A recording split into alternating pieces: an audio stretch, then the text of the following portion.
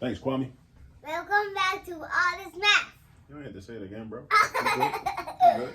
All right. So look, this is Professor Parker. You're tuned into All This Math. And today, for this lesson, we're going to graph. We're going to first solve and then graph inequality. Bro, I'm teaching now. When I start teaching, that's when you got to chill. All right? All right? All right. So look, we're going to solve and we're going to graph an inequality. Notice that it's not an equation because there's no equal sign, right? Even if this said greater than or equal to, it would still be an inequality.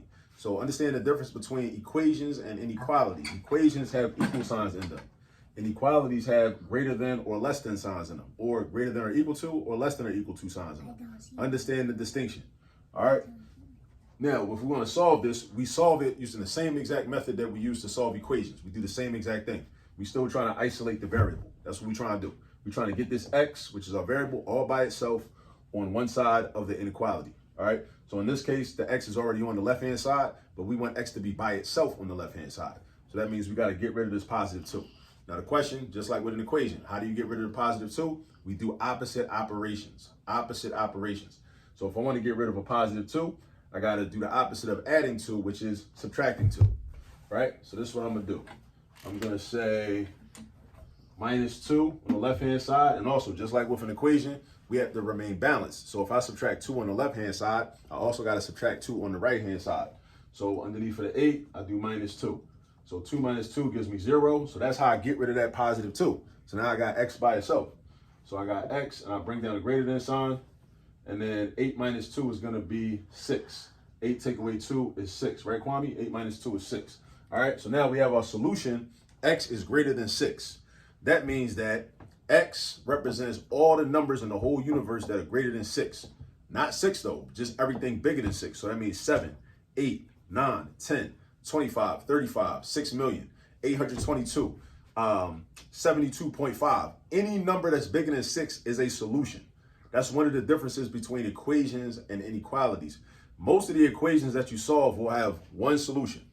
Some have infinite solutions, right? Or all real numbers are solutions. Some have no solution. But most equations that you're going to see in your studies, whether this is middle school, high school, college, whatever, when you're solving these types of problems or solving equations, they'll have one solution. Inequalities have infinite solutions because if x is greater than 6, then that means that x is every number that's bigger than 6. All right, understand the concept. So now if we go right here, if I want to graph it, I graph it using a number line. I don't use the xy coordinate plane because I only have one variable. If I had x and y, I would use the xy coordinate plane. But because I only got one variable, I got one line. One variable, one line. One variable, one line. Right? That should make sense. So now, this 6 is what we call our boundary point. Right? So what I do is I go to the number line and I find 6. I already got my numbers written in, so I find 6 right here. Right? Now my next thing is, okay, once I find 6, what type of circle do I draw on 6? Should it be a shaded in circle or should it be an empty circle? Shaded in or empty? Because 6 is not included, meaning x is not equal to 6 also, it's going to be an open circle or an empty circle. So I go like this. Boom, open circle, right? Next question is, where's my line going to go? I need a line, right, to show where the rest of the infinite solutions are.